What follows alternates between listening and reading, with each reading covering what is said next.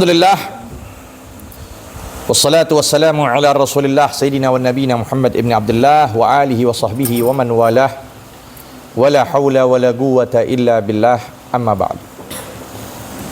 Kita lanjutkan kembali pembahasan di dalam kitab Syama'ilur Rasul. Apa yang terakhir kita baca berhenti pada ucapan khatamun nubuwah. Khatamun nubuwah yang berarti stempel, cap kenabian. Ya, Nabi memiliki stempel karena di ujungnya adalah baginda Nabi sallallahu alaihi wasallam, Muhammadur Rasulullah. Ya, apa? Dikatakan laisa aba min hadir minar rijalikum walakin Rasulullah wa khatamun nabiyyin. Walakin Rasulullah wa khatamun nabiyyin. Beliau khatamun nabiyyin. Jadi sepakat semuanya. Sepakat. Bahkan memang nas Al-Quran bahwa beliau adalah penutup para nabi. Jadi yang menyatakan nabi setelah Rasulullah, nah itu bisa dikatakan keluar dari agama karena menyalahi dari apa yang Al-Quran tetapkan. Yang Al-Quran tetapkan adalah beliau adalah nabi penutup para anbiya, penutup para rasul. Nah, beliau memiliki khatam, stempel kenabian. Disebut aina yaqau khatamun nubuwah min Rasulina sallallahu alaihi wasallam. Nah, pertanyaannya begitu. Di mana adanya itu stempel yang terjadi pada badannya Nabi sallallahu alaihi wasallam, yang ada pada Rasul sallallahu alaihi wasallam? Yaqau baina katifaihi sallallahu alaihi wasallam.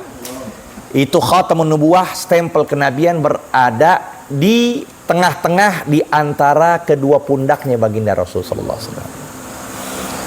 Ya, berarti berada di bagian qafa beliau di bawah sedikit. Tengkuk beliau di bawah sedikit. Dan itu pun berselisih pendapat, banyak ulama berbeda pendapat. Apa itu khatamun nubuwah? Apa itu stempel kenabian? Berselisih pendapat juga. Bahkan di dalam kitab Muntaha Sul itu beliau mencatatkan kurang lebih 21 kurang lebih itu. Apa ini maksud khatamun nubuwah? Jadi setiap perawi dalam hadis memberitahukan bahwa khatamun nubuwah anu, khatamun nubuwah anu, khatamun nubuwah anu. Tapi yang lebih unggul kebanyakan mereka memahami khatamun nubuwah yang nanti kita akan sampaikan lagi, yang diriwayatkan oleh Imam Muslim. Ya, masifatu khatamun nubuwah. Nah itu, apa itu bentuk? Apa itu bentuk dari khatamun nubuwah, dari stempel kenabian? Apa bentuknya? Qala Jabir bin Samurah radhiyallahu anhu, berkata Imam Jabir bin Samurah, semoga ridha Allah pada beliau, ra'aitul khatima baina katifai Rasulillah sallallahu alaihi wasallam. Lihat tuh. Aku melihat khatam atau khatim. Aku melihat stempel yang berada di dua tepi pundaknya Nabi, yaitu berada di tengah-tengah. Dari dua telapak, dari dua pundaknya Rasulullah berada di tengah-tengah. Sallallahu alaihi wasallam, guddatan hamra. Tuh, dia. Aku melihat itu seperti guddah, benjolan, hamra yang berwarna merah, berwarna kemerah-merahan, berada di bagian bawah tengkuk Rasul. Jadi agak melembung sedikit, ya. Itu dikatakan mithlu baydatil hamam, seperti telur merpati. Jadi agak ada benjolan di atas, agak nampak. Dan itulah yang tercantum di kitab Samawiyah sebelum Al-Quran, yaitu Zabur, Taurah, wal disebutkan. Sampai Barnabas yang kita pernah sebutkan, ketika Nabi masih usia kecil, dia memperhatikan ketika dibawa oleh paman beliau ke kota Syam, ini diperhatikan Nabi dari ujung pala sampai ujung kaki, tercantum semuanya apa yang ada di dalam kitab-kitab terdahulu. Akhirnya apa yang terjadi? Satu lagi, beliau meraba-raba berada di belakang.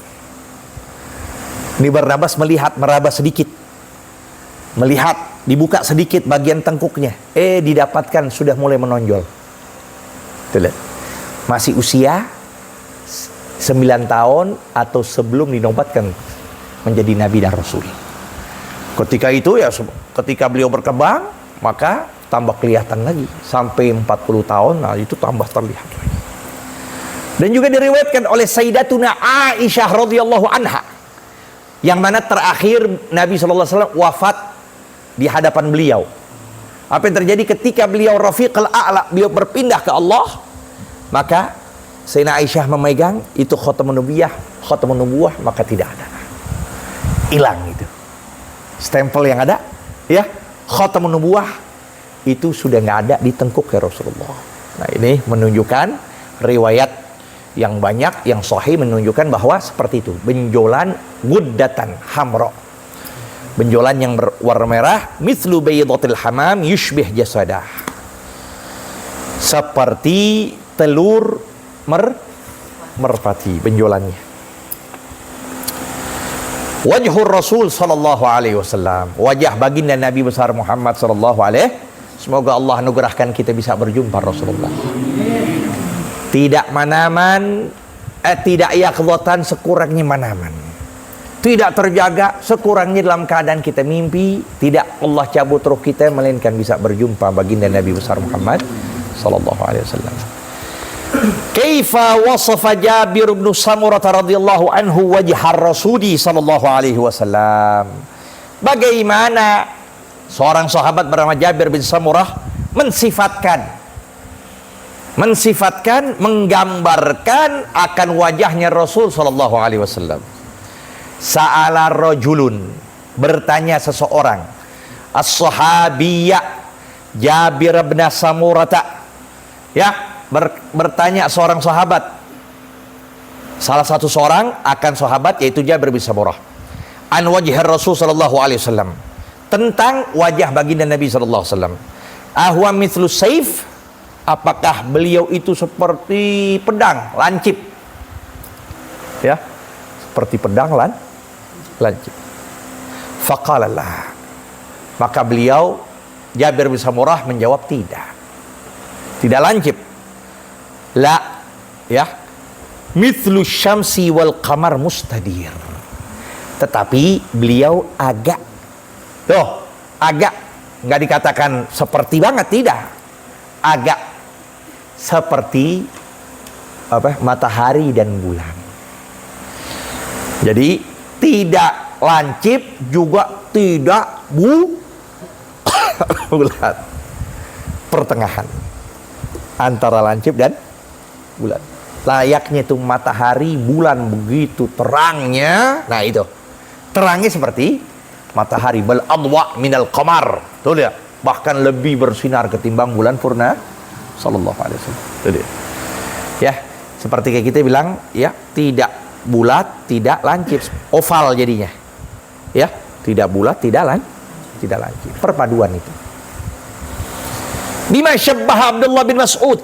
Nah, ya, dengan apa Abdullah bin Mas'ud menyerupai wajah Rasul sallallahu alaihi wasallam? Syabbahahu bil gamari lailatul badri. Beliau memperumpamakan seperti layaknya bulan yang ada pada malam ke-14, malam ke-15 bulan purna.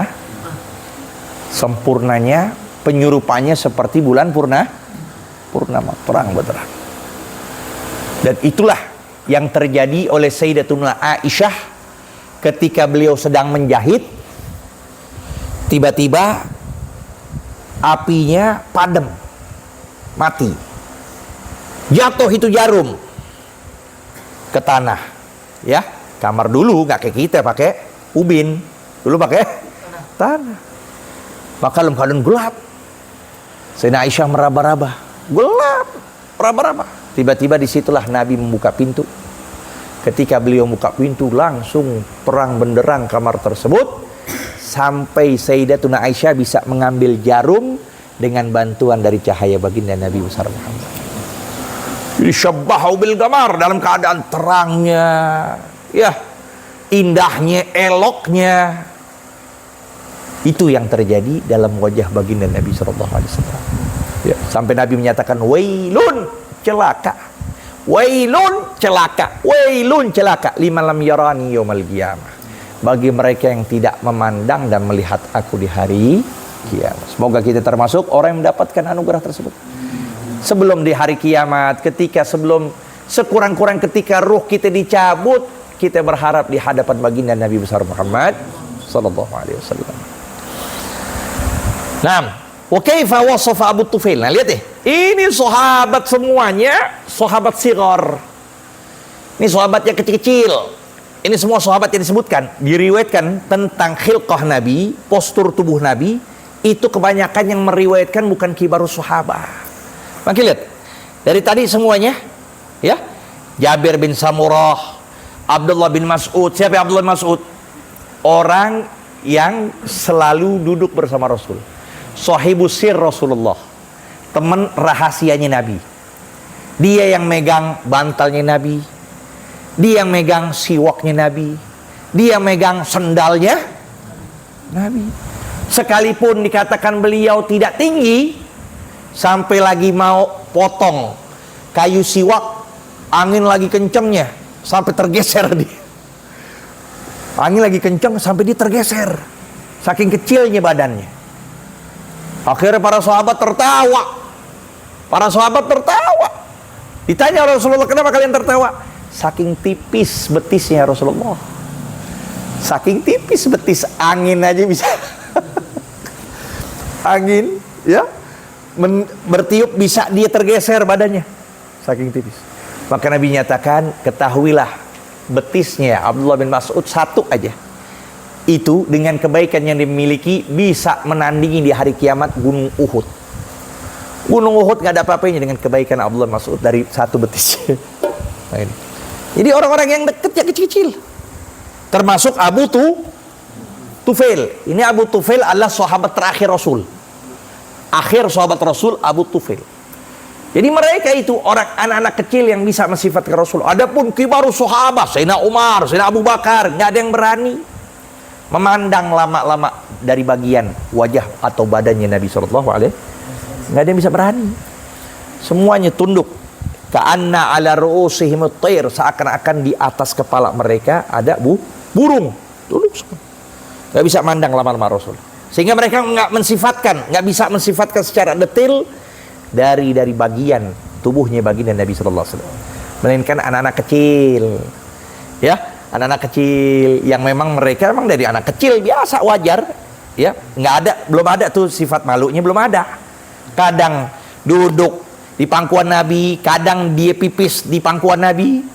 Nah, itu ada beberapa sahabat. Di antara Abdullah bin Zubair dan sebagainya. Termasuk ini dia, Abu Tufail. Jadi para sahabat yang kecil itu mensifatkan tentang Rasulullah. Maka kaifa wasafa Abu Tufail radhiyallahu anhu wajah Rasul sallallahu alaihi wasallam? Maka beliau menjawab, kana abyadha. Sungguh Nabi sallallahu alaihi wasallam adalah putih. Putihnya itu musyarraban bil humrah, tercampur merahan, enggak putih, terlalu putih enggak hitam, enggak sawo mateng. Tapi putih, ya, bercampur malihal wajhi, elok wajahnya. Ketika muka dipandang itu enggak bosenin. Tuh. Sehingga mereka itu apa? Karena sifat haibahnya Rasulullah, jadi nggak bisa mereka memandang Nabi lama-lama. Sifat karismatiknya Nabi, jadi mereka nggak bisa mandang lama-lama. Padahal kalau bisa mereka pandang begitu indahnya, bahkan kegantengannya melebihi Nabi Allah Yusuf alaihissalam. Ya, kita lanjutkan lagi pada pertemuan berikut. Sya'rul Rasul sallallahu alaihi wasallam berbicara tentang rambut baginda Nabi sallallahu alaihi wasallam.